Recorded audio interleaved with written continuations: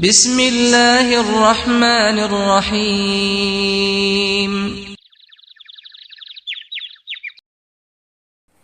لبیک اللہم لبیک لبیک لا شریک لک لبیک ان الحمد والنعمت لک والملک لا شریک لک۔ السلام علیکم ورحمۃ اللہ وبرکاتہ۔ امید ہے کہ آپ تمام حضرات خیر و عافیت کے ساتھ ہوں گے۔ میری دعا ہے کہ آپ جہاں بھی رہیں اللہ کے حفظ و امان میں رہیں، خیر و عافیت کے ساتھ رہیں۔ میں ہوں حافظ محمد ناطق سلام اور آپ دیکھ رہے ہیں یوٹیوب چینل دینی گارڈن۔ ناظرین، میں حاضر ہوا ہوں آج ایک نئے ویڈیو میں ایک نئے موضوع کے ساتھ، جو آج بہت ہی امپورٹنٹ، بہت ہی خاص آج کا موضوع ہے۔ تمام حجاج کرام جب حج کے بعد مکہ سے جب واپس ہوتے ہیں تو ہمیں کس انداز سے واپس ہونا چاہیے۔ حضور صلی اللہ علیہ وسلم جب مکہ سے جب واپس ہو رہے تھے، مدینہ شریف کے لیے جب جا رہے تھے، تو آپ صلی اللہ علیہ وسلم کے اندر چھوڑنے کا جو غم تھا، آج اس موضوع پر آج میں آپ کے سامنے چند باتیں رکھوں گا، تاکہ آپ مکہ شریف سے نکلنے سے پہلے آپ اس طرح سے تیاری کریں، اور مدینہ جانے کے بعد ہمیں کس طرح سے وقت کو گزارنا ہے، مکہ میں ابھی آپ کے پاس جو بھی وقت ہے اس کو کس طرح سے گزاریں۔ آج انہی باتوں پر روشنی ڈالنے کے لیے میں آپ کے سامنے حاضر ہوا ہوں۔ ناظرین، اگر آپ میرے چینل پر نئے ہیں اور آپ نے ابھی تک میرے چینل کو سبسکرائب نہیں کیا ہے تو آپ سے گزارش ہے کہ میرے چینل کو سبسکرائب کر لیں، گھنٹی کے بٹن پہ ٹچ کر کے آل پہ ٹچ کر لیں، تاکہ آپ میرے طرف سے جانے والی جو بھی ویڈیوز ہیں وہ سب سے پہلے آپ کو پہنچے۔ ناظرین، آج اس موضوع کو پیش کر رہے ہیں جناب الحاج قیصر صاحب کولکتہ والے۔ آپ سے گزارش ہے کہ شروع سے لے کر آخر تک پورے توجہ کے ساتھ، پورے دھیان کے ساتھ سماعت فرمائیں۔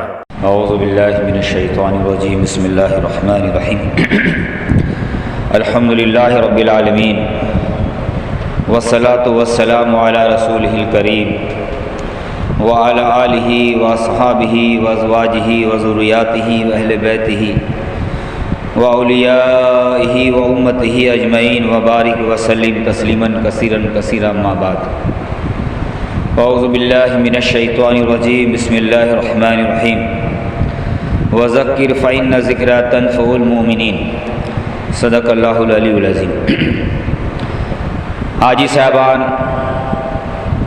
اللہ رب العزت کا خصوصی فضل ہوا، عالم کے اعتبار سے بہت سارے بندے بندیوں کو اللہ نے اپنے فضل سے اس سال اپنے پیارے دربار کی اللہ نے حاضری کی توفیق عنایت فرمائی، اور اپنے فضل سے سارے اعمال بھی اللہ نے اپنے کرم خاص سے کروا لیا۔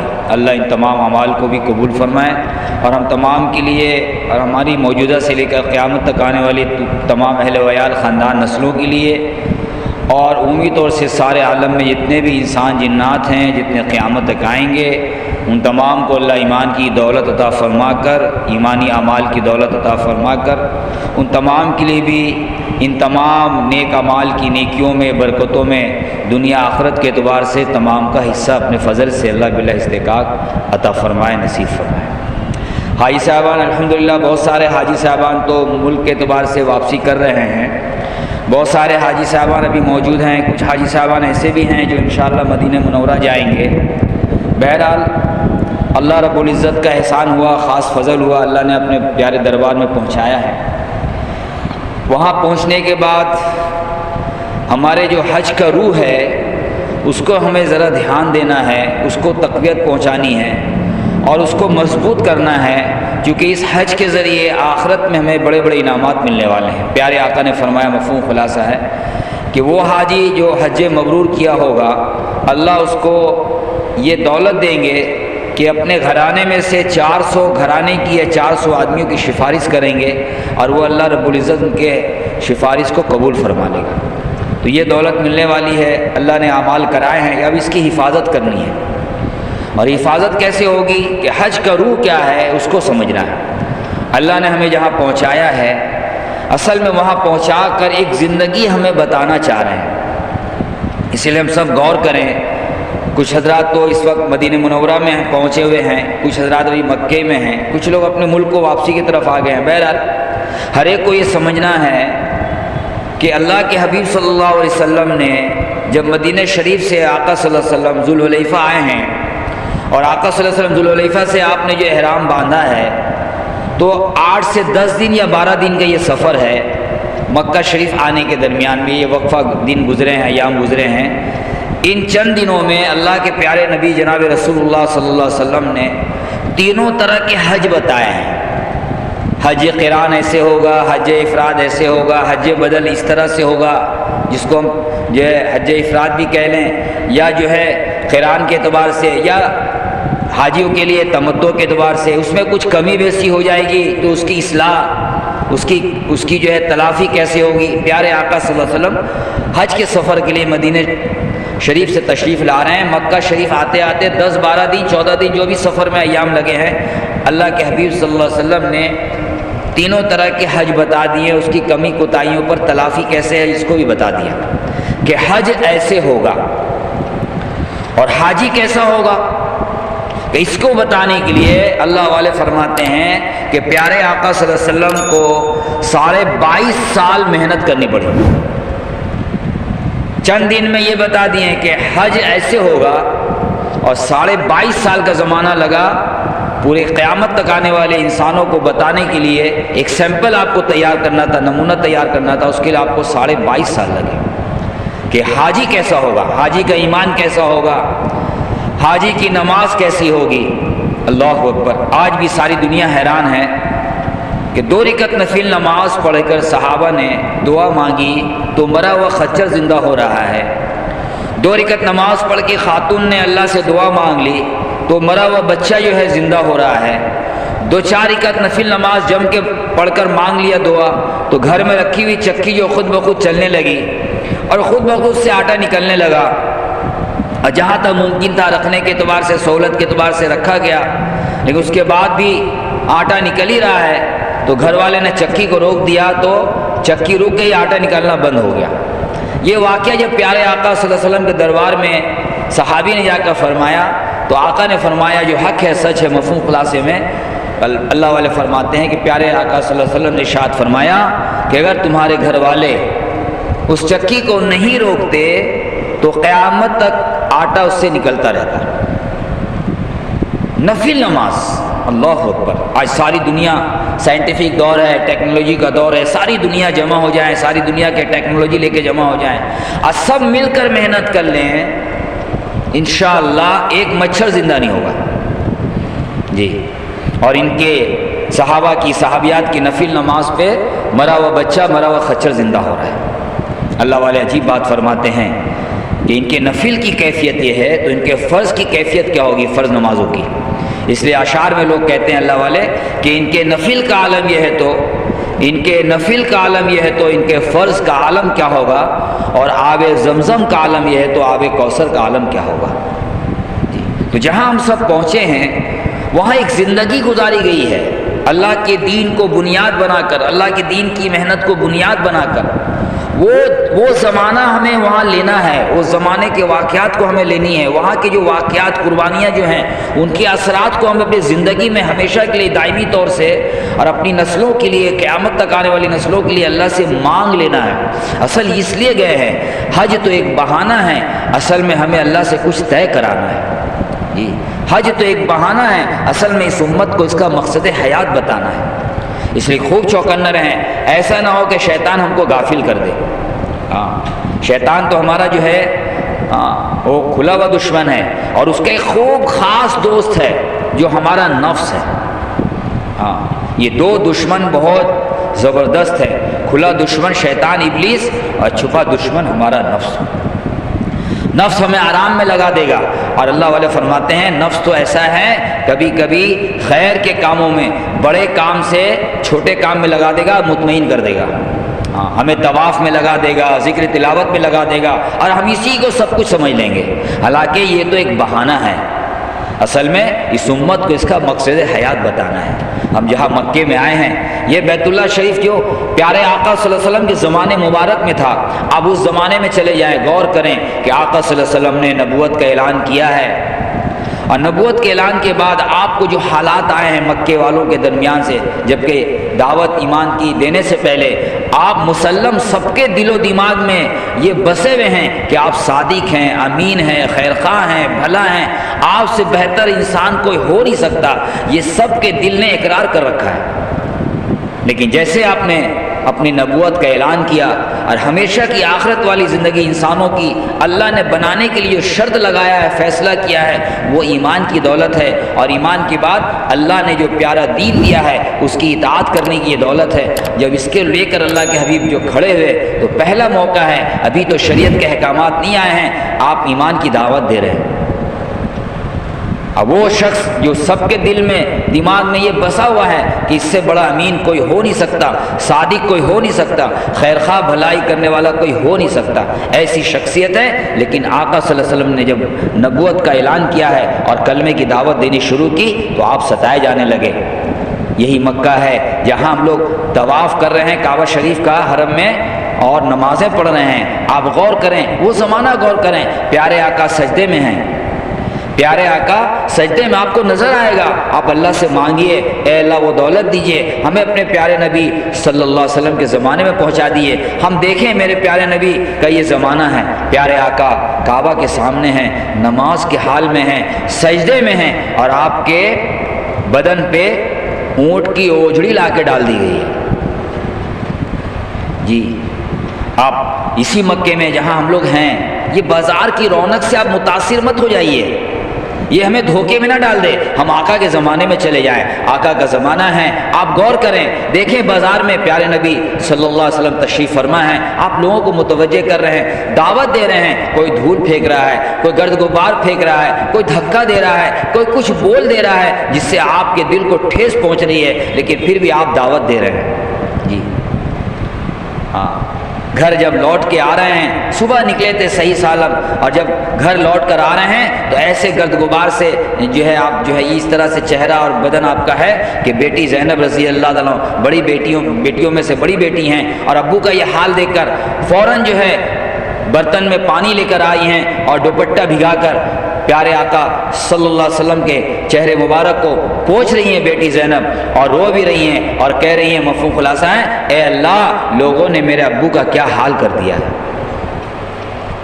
جی آقا صلی اللہ علیہ وسلم لوگوں کو دعوت دے رہے ہیں۔ جی یہ صفا پہاڑی، صفا پہ جو ہم لوگ صفا مروہ کی جو صحیح کرتے ہیں، اس کی تواریخ کو بھی یاد رکھیں۔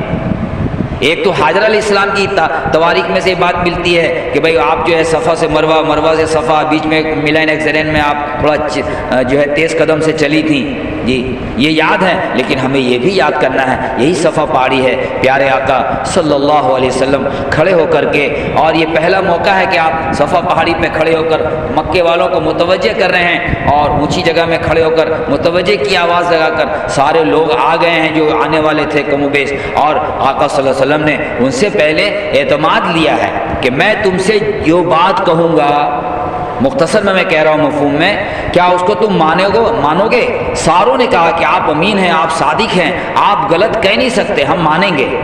اس کے بعد حضور نے کلمے کی دعوت دی ہے۔ اس کے پہلے حضور نے یہ بات کہی تھی کہ اگر میں تو اونچائی میں کھڑا ہوں، میں صفا پہاڑی کی چوٹی پہ ہوں، میں دیکھ رہا ہوں دونوں سمت میں، تم تو ایک سمت میں دیکھ رہے ہو، دوسرے سمت میں دیکھ رہا ہوں، اگر میں یہ کہوں کہ میرے اس طرف جس طرف تم نہیں دیکھ پا رہے ہو میں دیکھ رہا ہوں، دشمنوں کا ایک لشکر آیا ہوا ہے جو تم پر حملہ آور ہو کر کے تمہیں ہلاک برباد کر دے گا، اگر یہ میں بات کہوں تو تم میری بات کو مانو گے؟ یہ واقع اس موقع کا مفہوم ہے، علماء فرماتے ہیں۔ سارے لوگوں نے کہا کہ ہم مانیں گے اگر آپ یہ کہیں گے تو آقا صلی اللہ علیہ وسلم نے فرمایا قولوا لا الہ الا اللہ تفلحون، تم لوگ کلمہ پڑھ لو۔ آقا صلی اللہ علیہ وسلم نے فرمایا قولوا لا الہ الا اللہ تفلحون، تم لوگ کلمہ پڑھ لو، ایک اللہ پر ایمان لے آؤ، ایک اللہ ہی سب کچھ کر رہا ہے، کیا ہے اور آئندہ بھی کرے گا، وہی ایک ذات ایسی ہے جو کائنات کا تنہا مالک ہے، وہی سب کچھ ہے، اسی کا سب کچھ ہے اور اسی سے سب کچھ ہے، کوئی کچھ نہیں، کسی کا کچھ نہیں، کسی سے کچھ نہیں، اللہ ہی سب کچھ ہے، اللہ ہی کا سب کچھ ہے اور اللہ ہی سے سب کچھ ہے۔ کلمے کی دعوت آقا نے دی ہے تو کیا واقعہ ہے، ہمیں دھیان میں رہے، ہمیں دھیان رکھنا ہے، ہمارا کلیجہ چھلنی ہو جائے گا جی کہ دو بیٹیوں کو، آپ صلی اللہ علیہ وسلم کی دو بیٹیاں حضرت رقیہ، حضرت کلثوم، ابو لہب کے دو بیٹوں سے ان کا نکاح ہو چکا تھا، رخصتی نہیں ہوئی تھی، اسی موقع پر ابو لہب نے اپنے بیٹوں سے کہا کہ حضور صلی اللہ علیہ وسلم کی بیٹیوں کو طلاق دے دو، اسی وقت ان کے بیٹوں نے حضور کی بیٹیوں کو طلاق دیا ہے۔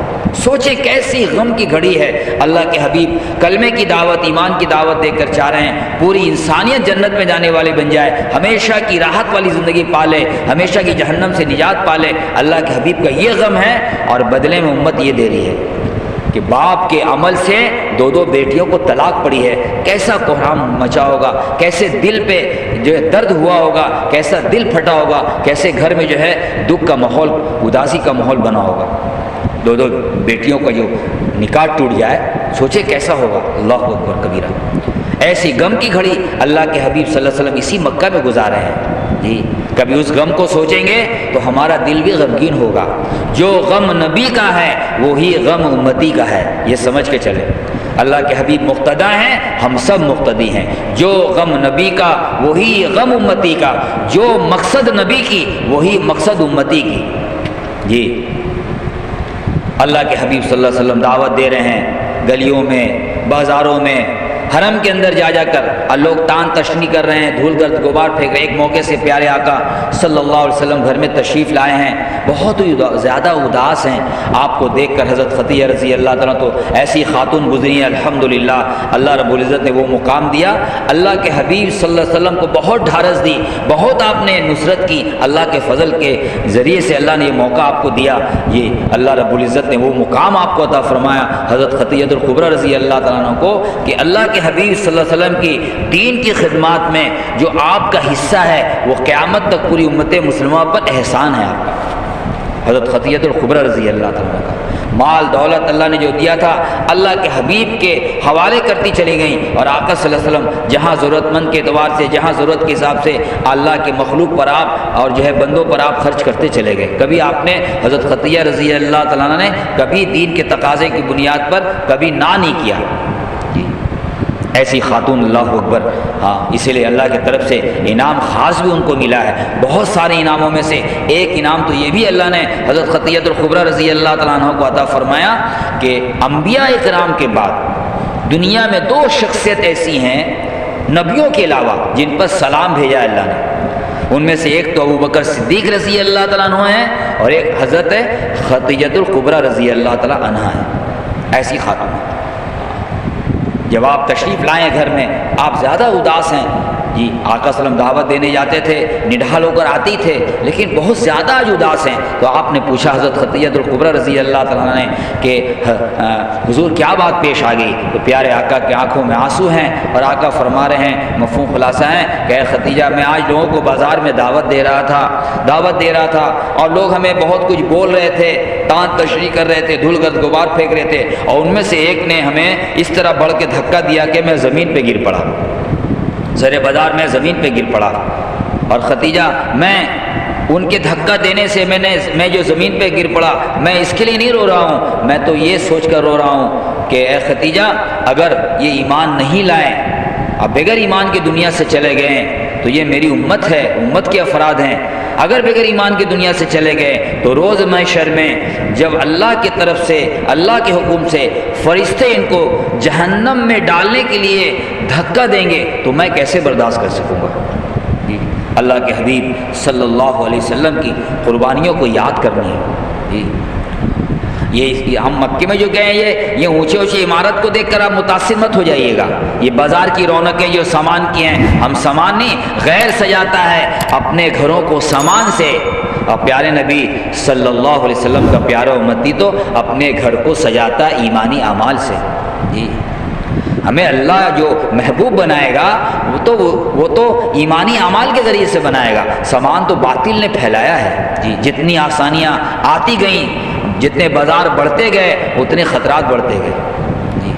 بہرحال مختصر میں ہمیں سمجھنا ہے، ہم مکے میں ہیں، ہم کچھ سودا کرنے گئے ہیں، اپنی نسلوں کے لیے اللہ سے کچھ فیصلہ کرانے گئے ہیں، ایسے کے پاس گئے ہیں جو کائنات کا تنہ تنہا مالک ہے، سب کچھ اسی کا ہے جی، اور ایسے ایسے خزانے، لامحدود خزانے، لازوال خزانے، لا انتہا خزانے، وہ ساروں کو اپنی مخلوق پہ لٹا دے، اس کے باوجود بھی وہ خزانہ ہمیشہ سے جیسا تھا ہمیشہ ویسے ہی رہے گا۔ ایسے مالک کے پاس گئے ہیں جو دینے سے خوش ہوتا ہے، مانگنے والے بندے سے خوش ہوتا ہے، جو اپنے بندوں کو دے کر خوش ہوتا ہے جی، ودود ہے وہ جی، وہاب ہے وہ جی، لہٰذا ہم لمبا سودا کر کے آئیں۔ اللہ نے ایک فقیر کو بادشاہ کے دربار میں پہنچنے کا موقع دیا ہے، بادشاہ بہت خوش ہے اور فقیر سے کہہ رہا ہے مانگ کیا مانگتا ہے؟ تو فقیر کہہ رہا ہے بادشاہ سلامت سے کہ بادشاہ سلامت مجھے ایک روپیہ دے دیجئے۔ حالانکہ بادشاہ سلامت بہت خوش ہے، بہت خوش مزاج ہے آج، اور بہت کچھ دینے کے مزاج میں ہے، اور فقیر کو بلایا ہے کچھ مزاج بنا کر دینے کے لیے، اور فقیر مانگ رہا ہے 1 روپیہ مانگ رہا ہے۔ تو اللہ والے کہتے ہیں شکل میں اس فقیر نے بادشاہ سے 1 روپیہ مانگا ہے، حقیقت میں اس نے بادشاہ کے شان میں گستاخی کی ہے۔ شکل میں اس نے بادشاہ سے 1 روپیہ مانگا ہے، اصل میں اس نے بادشاہ کے شان میں گستاخی کی ہے۔ مانگتا تو کسی علاقے کی زمینداری مانگتا، تو مانگ رہا ہے 1 روپیہ، ارے بادشاہ کے شان مانگ۔ اسی لیے ہم سب وہاں گئے ہیں، ہم تو کچھ سودا کر کے آئیں گے جی ہاں۔ محمود ایاز کا واقعہ ہے، دیکھیے کچھ معاملہ طے کرانا ہے۔ محمود ایاز کا واقعہ ہے، محمود ہے بادشاہ، ایاز اس کا جو ہے خاص غلام ہے، بہت ہی محبت کرتا ہے بادشاہ سے، ایاز جو ہے، اور محمود بھی ایاز سے محبت کرتا ہے۔ ایک موقع ہے، بادشاہ بہت خوش ہے، ہیرے جواہرات کو اپنے محل میں جو ہے بکھیر دیے اپنے دربار میں، اور اعلان کر دیا کہ جو جس پہ آج ہاتھ رکھ دے وہ اس کا ہے جی۔ سارے درباری جو تھے خوشی کوئی ہیرے پہ، کوئی چاندی پہ، کوئی سونے پہ، کوئی جو جس پہ ہاتھ رکھ دے رہا، قیمتی سے قیمتی جو چیز بھی اس کو سامنے پڑ جا رہی ہے ہاتھ رکھ رہا ہے۔ ایاز چپ چاپ کھڑا ہے، محمود نے دیکھا ارے ایاز کھڑا ہے چپ چاپ، یہ کسی سے ہاتھی رکھا؟ بادشاہ نے کہا محمود نے کہ ایاز آج میں بہت خوش ہوں، کیا بات ہے؟ ارے بھائی آج میں بہت خوش ہوں، ہیرے جواہرات سب نے بکھیر دیے ہم نے، جو جس پہ ہاتھ رکھ دے آج وہ اس کا ہے۔ ایاز نے کہا حضرت یہ جو آپ نے اعلان کیا واقعی یہ صحیح ہے؟ بولے ہاں میں کہہ رہا ہوں نا۔ تو کہا حضرت میں آپ پہ ہاتھ رکھتا ہوں جی۔ اسی لیے اللہ رب العزت نے بہترین موقع سے پہنچایا ہے، کچھ سودا کر کے آئیں۔ اللہ والے فرماتے ہیں یوں تو پرواز ہے دونوں ہی کی ایک فضا میں، کرگس کا جہاں اور ہے شاہی کا جہاں اور جی۔ ہم کچھ سودا کرنے گئے ہیں، ہاں جس کے پاس گئے ہیں بڑی شان والا ہے جی۔ اللہ نے دنیا تو اپنے جو ہے نافرمانوں کو دیا ہے، اور دین کی عالی محنت تو نبیوں کو، صحابہ صحابیات کو، اپنے پیارے لاڈلے دلاروں کو دیا ہے جی۔ وہ دولت لے کر آئیں جس پر ہمیشہ کی دائمی زندگی اللہ بنانے کا فیصلہ فرمائے گا۔ اس لیے کچھ سودا کے لیے گئے ہیں، خوب چوکنا رہیں، اپنے آپ کو، دل دماغ کو، پورے واقعات کو سامنے رکھیں۔ یہی مکہ ہے اللہ کے حبیب صلی اللہ علیہ وسلم کی قربانیاں جی، یہی مکہ ہے پیارے آقا صلی اللہ علیہ وسلم کی ازواج محترات کی قربانیاں۔ اللہ اکبر کبیرہ جی ہاں، اتنے مالدار خاتون ہیں، سب کچھ لگا دیا۔ حضرت خدیجہ کبریٰ رضی اللہ تعالیٰ عنہ نے سب کچھ لگا دیا۔ آخری وقت ہے، بوسیدہ کپڑا ہے بدن میں اور ٹوٹی ہوئی چارپائی پہ لیٹی ہیں۔ اگر دیکھا جائے تو پورے مکے میں ایک پر ایک اگر مقابلہ کیا جائے تو مال میں آپ کے مقابلے میں سارے مکے میں کوئی جوڑ کا نہیں تھا۔ ایسی مالدار خاتون ہے، دین پہ اتنا لگایا کہ آج جو ہے دنیا سے واپسی کا وقت ہے، کپڑا جو ہے بدن پہ بوسیدہ ہے اور چارپائی اس میں لیٹی ہوئے ہیں وہ ٹوٹی ہوئی ہے۔ اللہ اکبر۔ آقا صلی اللہ علیہ وسلم کے آنکھوں میں آنسو ہے، آخری وقت ہے۔ حضرت خدیجہ کبریٰ رضی اللہ تعالیٰ نے کہا پیارے آقا کے آنکھوں میں آنسو ہے۔ حضرت خدیجہ رضی اللہ تعالیٰ حوصلہ دے رہی ہیں کہ اللہ کے حبیب ہم تو اس حال میں اپنے اللہ سے راضی ہیں جی، وہ قربانیوں کو یاد کریں جی۔ حضرت زینب رضی اللہ تعالیٰ ہجرت کر رہی ہیں جی، اللہ کے حبیب تو مدینہ منورہ چلے گئے ہیں جی، یہ بعد میں آ رہی ہیں، ان کو نیزہ مارا گیا ہے ابو وہاں مدینہ شریف سے نکل کر باہر بیٹی کے آنے کے انتظار میں ہیں کہ بیٹی آئے گی. یہاں تو بیٹی کو نیزہ مارا گیا ہے، سواری سے گری ہیں اور حمل سے بھی تھیں، تو حمل بھی ضائع ہوا ہے. اور جو زخم آیا ہے علماء لکھتے ہیں اسی زخم میں یہ بیمار رہتے رہتے رہتے 8 ہجری میں انتقال کیے. آقا صلی اللہ علیہ وسلم آنسو بہا رہے ہیں، دل میں بہت صدمہ ہے اور کہہ رہے ہیں کہ اے اللہ، یہ میری بیٹیوں میں ساری بیٹیاں اچھی ہیں، ساری نیک ہیں، لیکن یہ ہماری بیٹیوں میں سب سے زیادہ جو ہے چونکہ بڑی تھی تو زیادہ ستائی گئی دین کے لیے. آقا کی قربانیوں کو یاد کریں، اللہ کے حبیب صلی اللہ علیہ وسلم کی ازواج مطہرات کی قربانیوں کو یاد کریں. جہاں ہم گئے ہیں جی یہی تو وہ جگہ ہے. اللہ کے حبیب صلی اللہ علیہ وسلم نے جب نبوت کا اعلان کیا ہے، کلمے کی دعوت دی ہے، تو ابوبکر صدیق رضی اللہ تعالیٰ عنہ نے ایمان قبول کر لیا. کوئی سوال نہیں کیا حضور سے، حضور نے کلمے پیش کیا، حضور کی بات پہ انہوں نے کلمہ پڑھ لیا. آقا سے پوچھا پھر ابوبکر صدیق رضی اللہ تعالیٰ عنہ نے، اللہ کے حبیب صلی اللہ علیہ وسلم تو میں نے ایمان قبول کر لیا، اب میرا کیا کام ہے؟ پیارے آقا صلی اللہ علیہ وسلم نے سمجھایا اور بتایا، جس کا مفہوم علماء فرماتے ہیں اللہ والے کہ آقا نے ابوبکر رضی اللہ تعالیٰ عنہ کو سمجھایا کہ دیکھو اے ابوبکر، جو میرا کام ہے وہی آپ کا بھی کام ہے. میں چاہتا ہوں سارے انسان اور سارے جنات جہنم سے بچ کے ہمیشہ کے لیے جنت میں جانے والے بن جائیں، سب کو ایمان کی دولت مل جائے. اس کی کوشش فکر محنت میں لگا ہوا ہوں، اور اس پر جو کچھ بھی تکالیف آ رہی ہے میں اس پہ صبر کر رہا ہوں، بندوں کو منانے میں لگا ہوا ہوں، اور اللہ کے دربار میں رو رو کر اللہ کو بھی منانے میں لگا ہوا ہوں، بندوں کو سمجھانے میں لگا ہوا ہوں اور اللہ کو رو رو کر منانے میں لگا ہوا ہوں. اللہ ان تمام کو ہدایت دیجیے. تو جو کام میرا ہے وہی کام آپ کا بھی ہے. صرف ایک فرق ہے کہ یہ میں کام نبی بن کر رہا ہوں اور آپ یہ کام امتی بن کر کریں گے. ورنہ جو غم نبی کا ہے وہی غم آپ امتی کا ہے، جو منزل نبی کی ہے وہی منزل آپ امتی کی ہے، جو فکر نبی کی ہے وہی فکر آپ امتی کی ہے. جی صرف ایک فرق ہے، آپ کی ہے، جو فکر نبی کی ہے وہی فکر آپ امتی کی ہے. جی صرف ایک فرق ہے، آپ نبی بن کر محنت کر رہے ہیں اور پیارے ابوبکر رضی اللہ تعالیٰ عنہ محنت امتی بن کے کریں گے. لہٰذا آپ گئے ہیں ابوبکر، دیکھیے یہ صرف مکے کا واقعات ہے، شاید ہو سکتا آپ نے سنا ہوگا. جی آپ گئے ہیں، دن بھر محنت کی، اللہ نے آپ پر فضل کیا. شام ہوتے ہوتے 5-6 آدمی کو لے کر پیارے آقا کے دربار میں تشریف لے آئے اور فرمایا اللہ کے حبیب صلی اللہ علیہ وسلم سے مفہوم خلاصہ ہے، اللہ کے حبیب آج دن بھر کی ایمانی محنت پر اللہ نے یہ حضرات ہمیں دیے ہیں، اللہ نے اپنے فضل سے دیا ہے، آپ انہیں کلمہ پڑھا دیجیے. دوسرے دن پھر محنت آپ نے کی اللہ کے فضل و کرم سے اور اللہ نے فضل کیا. شام ہوتے ہوتے 4 سے 5 آدمی لے کر آ گئے اور آقا سے فرمایا اللہ کے حبیب صلی اللہ علیہ وسلم، اللہ نے یہ دن بھر کی محنت پر اپنے فضل سے یہ ہمیں چند لوگ دیے ہیں، اللہ کے حبیب انہیں آپ کلمہ پڑھا دیں. علماء لکھتے ہیں 2 دن کی محنت میں ابوبکر صدیق رضی اللہ تعالیٰ عنہ کے ہاتھوں سے اللہ نے 9 یا 11 آدمیوں کو ایمان کی دولت کا جو ہے دولت ملنے کا ذریعہ ابوبکر رضی اللہ تعالیٰ عنہ کو بنایا اللہ نے اپنے فضل سے. وہ 9 یا 11 آدمی میں سے اکثر وہ ہوئے جو 10 مبشرہ میں سے. جی یہ محنت ہے، ہم بھی گئے ہیں، ہم بھی امتی ہیں، ہم بھی وہاں غور کریں، یہ کام میرے ذمہ بھی ہے. یہی تو مکہ ہے. یہ جو عمارت اس میں دھوکے میں نہ جائیں، آپ غور کریں، اللہ سے توفیق مانگیں کہ اللہ وہ زمانہ ہمارے نظر کے سامنے کر دے، دل و دماغ میں کر دے، آنکھیں بند کر کے آپ دیکھیں، آپ کو وہ زمانہ یاد آئے گا. یہی مکہ ہے، آپ کو نظر آئے گا. اللہ سے توفیق مانگیے.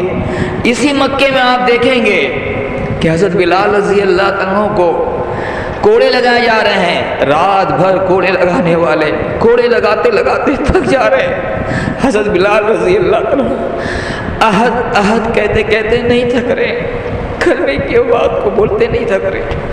دن میں انہی زخمی حال میں حضرت بلال رضی اللہ تعالیٰ کو گرم ریت پر لٹایا جا رہا ہے اور چٹان پتھر کے سینے پر رکھ دیے جا رہے ہیں اور کہا جا رہا ہے اسی حال میں مر جا ورنہ ایمان سے پھر جا. آپ غور کریں، اللہ سے توفیق مانگیں، اللہ وہ آپ کو دکھائیں گے. آپ آنکھیں بند کریں، اللہ کے دربار میں پہنچے ہیں، وہ موجود ہے، وہ قریب ہے، وہ مجیب ہے، وہ تو قادر ہے، وہ کافی ہے.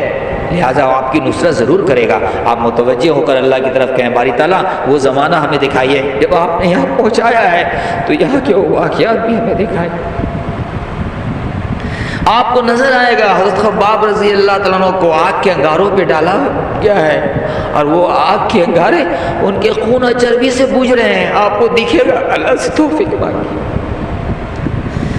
ہاں، حضرت یاسر رضی اللہ تعالیٰ عنہ دکھیں گے آپ کو، لوہے کے ذرہ پہنا کر انہیں تپتی دھوپ میں ڈال دیا گیا ہے، اسی حال میں تڑپ رہے ہیں۔ حضرت سمیہ رضی اللہ عنہ ستایا جا رہا ہے، یہاں تک کہ نیزہ مارا گیا ہے شرمگاہ میں ان کے، اور اسی حال میں وہ شہید ہوئی ہیں اسلام کی خاطر۔ پیارے آقا صلی اللہ علیہ وسلم کی نبوت کے اعلان کے بعد سب سے پہلی جو شہادت ہے وہ حضرت سمیہ رضی اللہ تعالیٰ عنہ کی ہے۔ یہ سارے واقعات آپ کو دکھیں گے۔ حضرت خبیب رضی اللہ عنہ کی شہادت دکھے گی، چھلنی کر دیا لوگوں نے۔ جی ہم کہیں وہاں، ہم جو گئے ہیں یہ عمارت دیکھنے کے لیے نہیں گئے، بڑے بڑے ٹاور یہ مکان دیکھنے نہیں گئے، ہم اے سی میں آرام کرنے نہیں گئے، ہم تو کچھ کام کے لیے گئے ہیں۔ کام کرتے کرتے ہمیں وقت نماز کی ہو رہی ہے، ہم نماز ادا کر رہے ہیں، موقع مل رہا ہے طواف کر لے رہے ہیں، موقع مل رہا ہے تسبیح پڑھ لے رہے ہیں، موقع مل رہا ہے دعا کر لے رہے ہیں، لیکن ہم تو کام کے لیے گئے ہیں۔ ہاں، چوکنا رہیں ورنہ شیطان دھوکے میں ڈال دے گا۔ باپ کا علم نہ بیٹے کو اگر ازبر ہو، باپ کا علم نہ بیٹے کو اگر ازبر ہو، پسر پھر مالک کے میراث پدر کیوں کر ہو۔ ہاں، ہم کچھ مقصد کے تحت وہاں پہنچے ہیں، پتہ نہیں آئندہ نصیب ہو نہ ہو، جب ہم پہنچے ہیں تو ہم تو سودا کر کے آئیں گے، ہم تو منا کے آئیں گے، اللہ سے لے کر آئیں گے، نسلوں کے لیے فیصلہ کرائیں گے، عالم کے لیے فیصلہ کرائیں گے۔ اللہ اپنے فضل سے ضرور فیصلہ فرمائے گا، وہ تو قادر مطلق ہے۔ ہاں، یہی مکہ ہے۔ اللہ کے حبیب صلی اللہ علیہ وسلم آنسو بہا رہے ہیں، جی رو رہے ہیں، جی ہاں۔ حضرت بلال جو ہے ابو جہل کے لیے، حضرت عمر رضی اللہ تعالیٰ عنہ کے جو اس وقت ایمان نہیں لائے ہیں، آقا کی دعائیں ہیں، اللہ اکبر کبیرہ، یہی تو مکہ ہے۔ حضرت عمر رضی اللہ تلوار نکالے ہوئے ہیں، آپ اللہ سے توفیق مانگیے، وہ آپ کو منظر نظر آئے گا، آپ مکے میں ہیں، وہیں تو سارا کام ہوا ہے۔ اللہ سے کہیے اللہ تھوڑے ہمیں 1400 سال پیچھے لے چلیے، پیارے آقا کا زمانہ دکھائیے، اللہ دکھائیں گے۔ آپ آنکھ بند کریں، اللہ کی طرف متوجہ ہو جائیں، دیکھیں اللہ دکھلاتا ہے کہ نہیں دکھلاتا۔ دیکھیں گے حضرت عمر رضی اللہ تلوار لیے ہوئے ہیں، جی، اور نکلے ہیں، اور ہجوم میں مجمع سے نکل رہے ہیں، اور کفار سے کہہ رہے ہیں کہ آج لاؤ معاملہ ہی ہم طے کر دیتے ہیں، نہ محمد بن عبداللہ رہیں گے نہ یہ بات چلے گی، آج ان کو میں نعوذ باللہ جی شہید کرنے کے پلان سے نکلے ہیں۔ اور لوگوں میں، سرداروں میں سے لوگوں نے بھی کہا کہ ہاں ہاں عمر یہ کام تو تم ہی کر سکتے ہو، یہ تمہارے بس کا ہے، جی اللہ اکبر کبیرہ، جی۔ اور یہ گئے ہیں، راستے میں کوئی صحابی مل گئے، یہی مکہ ہے، وہی واقعہ ہوا ہے، صحابی ملے ہیں جو ایمان لا چکے تھے لیکن لوگوں میں مشہور نہیں تھے، چھپے ہوئے تھے، ایمان کو قبول کیے ہوئے تھے۔ انہوں نے حضرت عمر کو دیکھا تو دیکھا ننگی تلوار لیے ہوئے، پوچھا کیا بات ہے، کہا کہ آج تو محمد بن عبداللہ کو میں شہید کر ہی دوں گا، یہ معاملہ برابر کے لیے ختم ہو جائے، یہ چل رہا معاملہ۔ تو وہ تو چکے جو صحابی ملے ہیں وہ تو ایمان لے آئے ہیں، انہوں نے کہا بھائی حضور کو شہید کرنے کے لیے تم نکلو، پہلے جا کر اپنے بہن اور بہنوئی کا تو حال دیکھو، وہ تو تمہارے گھر والے پہلے ہی ایمان قبول کیے ہیں، پہلے گھر کو تو دیکھو۔ اتنا سننا کہ جلال میں آ گئے، کہا کہ اچھا میری بہن اور میرے بہنوں ایمان قبول کر لی ہے، اچھا لاؤ پہلے انہی کو نپٹتے ہیں۔ اب وہ اپنے گھر گئے، بہن کے دروازہ کھٹکھٹایا تو اندر میں یہ میاں بیوی بھی تھے اور ایک صحابی تھے جو ان لوگوں کو قرآن پڑھا رہے تھے، اللہ اکبر۔ جو کھٹکھٹانے کی آواز آئی اور بہت زور سے کھٹکھٹایا، سمجھ گئے لوگ کہ یہ حضرت عمر ہے، فوراً وہ صحابی تو چھپ گئے اندر میں، اور یہ جو ہے میاں بیوی دونوں سامنے، دروازہ کھولا تو گھستے ہی حضرت عمر رضی اللہ ایسے زور سے اپنی بہن کو مارا کہ وہ جو ہے لہو لہان ہو گئی، اور پھر بہنوں کو بھی پیٹا، بہن کو بھی مارا، اور کہا کہ تم لوگ اسلام قبول کر، یہی مکہ ہے۔ یہ واقعات شاید آپ نے سنا ہوگا، اس کو تازہ کریں، وذکر فإن ذکر تنفع المؤمنین، اللہ قرآن میں فرما رہا ہے ایمان والوں کو ایمان کی بات کا کہنا سننا نفع دے گا، یہ قیامت تک کے لیے ہے۔ جی ایسا مارا ہے بہنوں بہن کو کہ خون سے لہو لہان ہو گئے، اور ان سے پوچھا کہ تم لوگوں نے ایمان قبول کیا، کہا کہ اب ان لوگوں نے ہمت کی، اللہ کے فضل شامل حل ہوا، کہا کہ ہاں ہاں تم اگر جان سے ماننا چاہو تو مار دو، لیکن ہاں ہم نے ایمان قبول کیا ہے۔ تو اللہ کی طرف سے فضل ہونا تھا، چونکہ حضور کی قربانیاں ہیں اور دعائیں بھی ہیں، تو پرچی جس پہ قرآن شریف کی آیات کچھ لکھی ہوئی تھی وہ جو ہے وہ پرچہ رہ گیا نیچے، تو حضرت عمر کی نظر پڑ گئی، اس نے چھونا چاہا، اٹھانا چاہا، تو باہر نے بڑھ کے اس کو اپنے ہاتھوں میں لے لیا۔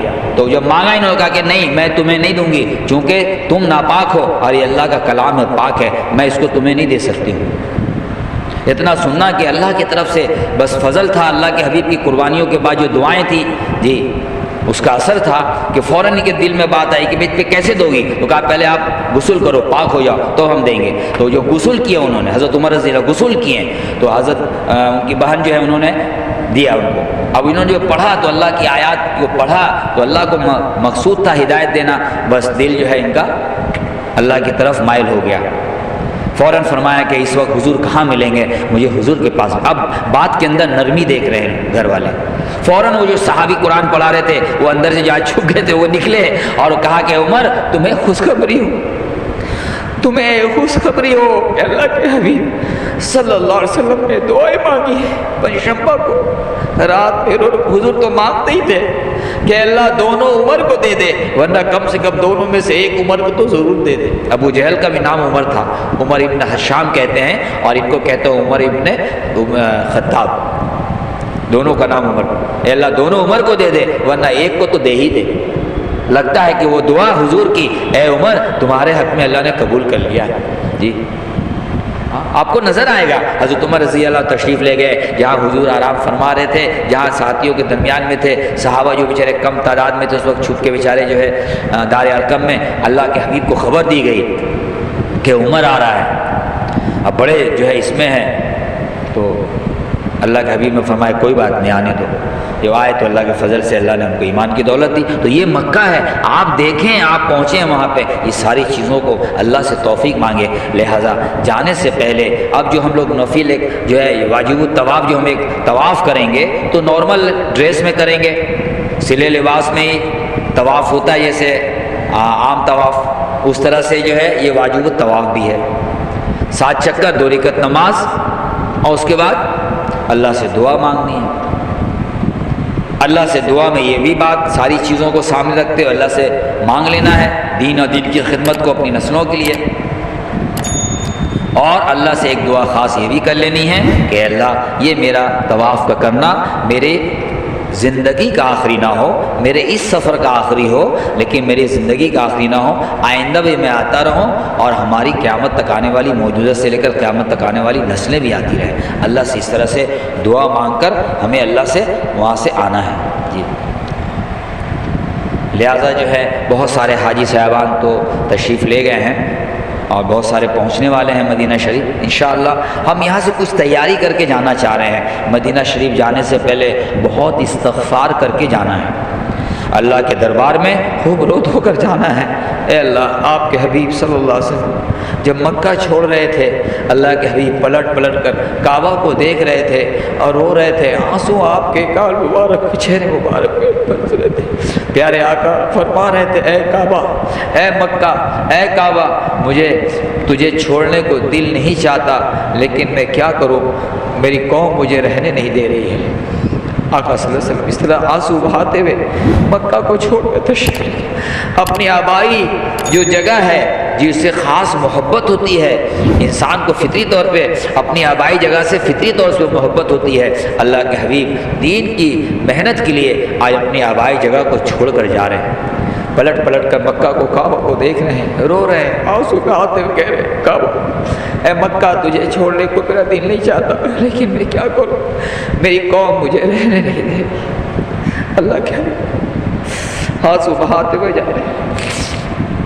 ایک قربانی کا سمندر ہے، اللہ اس میں سے کچھ چھیٹا کچھ حصہ اللہ ہمیں بھی امت کو بھی عطا فرما دے، پھر انشاءاللہ جینے میں بھی مزہ ہے، مرنے میں بھی مزہ ہے۔ اسی لیے اللہ والے کہتے ہیں غم نبی، غم نبی جس کے سینے میں ہے، غم نبی جس کے سینے میں ہے، کہیں دنیا کے کسی حصے میں وہ ہے کہہ دو وہ مدینے میں ہے۔ غم نبی جس کے سینے میں ہے، دنیا میں کہیں بھی ہے وہ، حقیقت میں وہ مدینے میں ہے۔ اللہ وہ دولت ہمیں عطا فرمائے۔ آقا کا وہ غم کے ساتھ وہ آپ جو ہے مکے کو چھوڑ کر جانا، اللہ ہمیں بھی کچھ اس کا حصہ نصیب فرمائے۔ آج مکہ کو ہم چھوڑ کر جا رہے ہیں، آقا بھی تشریف لے گئے، میں بھی جا رہا ہوں۔ میرا چھوڑنا کیا مقصد کے تحت ہو رہا ہے؟ جو مقصد نبی کا ہے وہی مقصد امتی کا ہے۔ پیارے آقا نے دین کی محنت کے لیے مکے کو چھوڑا ہے، آج میں بھی مکے کو چھوڑ کر جا رہا ہوں۔ اے اللہ میں وعدہ کرتا ہوں آپ کے پیارے نبی صلی اللہ علیہ وسلم جو دین لے کر آئے ہیں، جو آپ نے ان کو دین دیا، ان کے ذریعے سے ہم تک جو پہنچا ہے، ہم بھی آج مکے کو اسی دین کی محنت کے لیے چھوڑ کر جا رہے ہیں۔ اب جئیں گے دین کے لیے اور مریں گے دین کے لیے۔ اے اللہ اس طرح سے اللہ سے دعا مانگ کر کچھ طے کرا کے آنا ہے، اللہ ہم تمام کو اس کے لیے قبول فرمائے۔ انشاءاللہ ہم کوشش کریں گے کل بھی کچھ آپ کو جو ہے آڈیو کے ذریعے سے کچھ جو معلومات اللہ نے امانت کے طور پہ ہمیں دے رکھا ہے، ہم انشاءاللہ کوشش کریں گے آپ تک پہنچانے کے لیے۔ اللہ جو ہے ہم تمام کمی کوتاہی کو معاف کرے، کچھ غلطیاں ہوئیں تو اللہ اپنے فضل سے معاف بھی فرما دے اور عافیت کے ساتھ ہماری اصلاح فرما کر ہم تمام کے لیے دنیا آخرت میں اللہ کے محبوب بن جانے کا اللہ اس کو ذریعہ فرما لے انشاءاللہ رحمان۔ اللہ معاف فرمائے، جو غلطیاں کوتاہی ہوئی آپ حضرات بھی استغفار کر دیں ہمارے لیے بھی اور دعاؤں میں یاد رکھیں۔ السلام علیکم ورحمۃ اللہ وبرکاتہ۔ سبحان ربک رب العزۃ عما یصفون وسلام علی المرسلین والحمد للہ رب العالمین۔ سبحان اللہ وبحمدہ، سبحان اللہ وبحمدک، نشہد ان لا الہ الا انت، نستغفرک ونتوب الیک۔